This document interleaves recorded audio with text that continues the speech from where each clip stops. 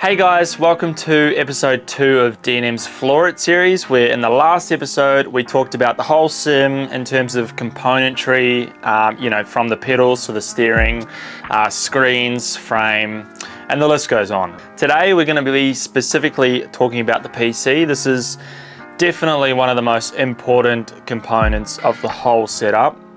It's really the heart of sort of where all of the technology is, because computers have advanced so much in the last five years.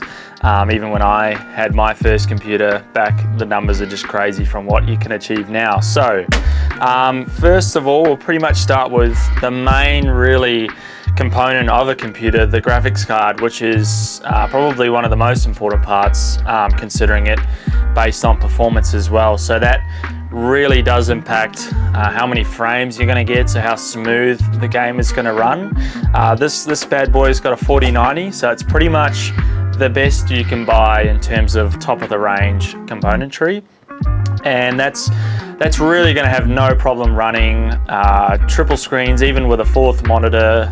These are running 1440p, so the resolution is still very good, but this will have no problem. We'll be reaching anywhere from sort of 165, 190, maybe even 200 frames.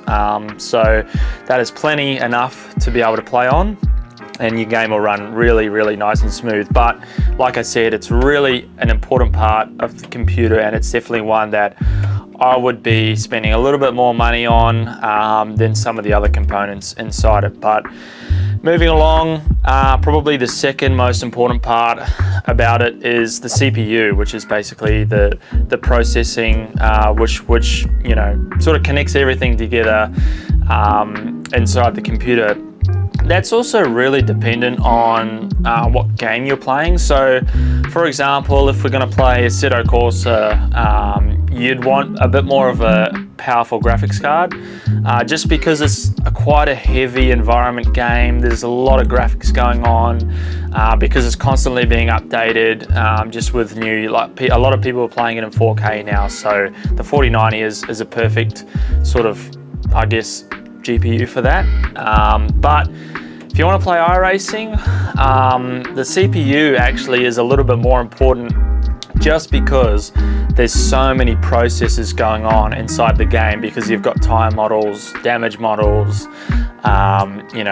there's the physics engine is incredibly advanced in iRacing. So there are so many processes going on that the CPU is actually almost the bottleneck sometimes. I've had it in the past where I haven't probably spent enough money on my CPU, and I've tried to get away with something a little bit older, and it's actually been the bottleneck for the game itself. So it can hurt performance, and it's not very nice when you don't have a clean running game. You've got a bit of stuttering and stuff that really gets on my nerves. I need it to be running absolutely perfect for me to play.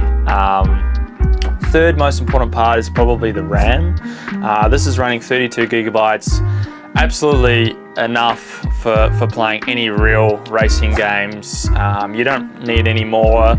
Again, RAM is really important though for games like iRacing, just with the amount of processing and the amount of sort of things that are happening in the background of the game. It can take a toll, and sometimes if you're running maybe 16 gigs, almost sometimes isn't enough. So I remember a few years ago you'd easily get away with 16 gigs, but now it's starting to look like 32 is the normal amount. I've seen a couple of computers with 64, which is more for your sort of photo editing kind of applications that have a lot of video memory and things like that. And then obviously the motherboard, which again sort of supports everything. In my experience, you can get away with a pretty normal-ish sort of motherboard. You probably don't need to spend too much money on this, as everything kind of just bolts onto it, and there's not actually much of a performance gain from having a good motherboard. Maybe your startup time might be a little bit quicker, or slightly easier access to your storage and your SSDs and things like that.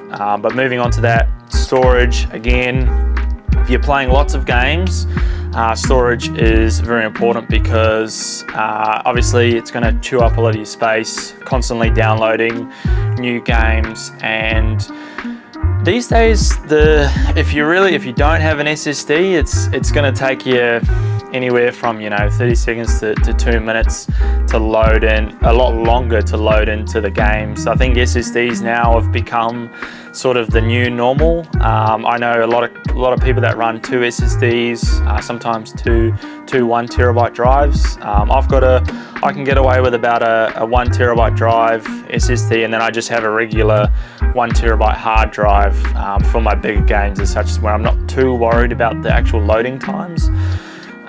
Because if you're playing by yourself, you're not too fast. But certainly for stuff like iRacing, when you're online, you've got to load into a session when the race is starting, and I don't know, if you're loading somewhere up like the Nürburgring, it can take, if you do have a bit of a slower hard drive, it can take anywhere from sort of 2 minutes sometimes. But if you do have a really good SSD, you can be the first one in the session as such. So it can be important, but it's probably one of those little ones where it's just good to have sometimes for certain situations.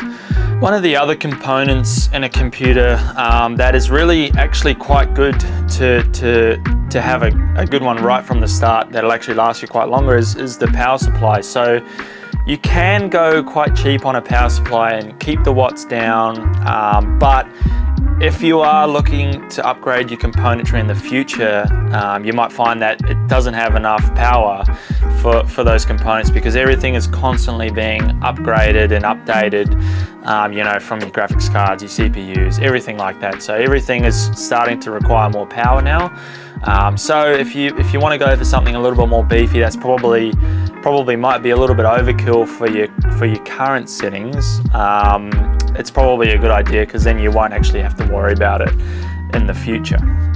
And then basically last but not least is the case. I mean, the case has nothing to do with performance related. Only probably thing is cooling and thermal.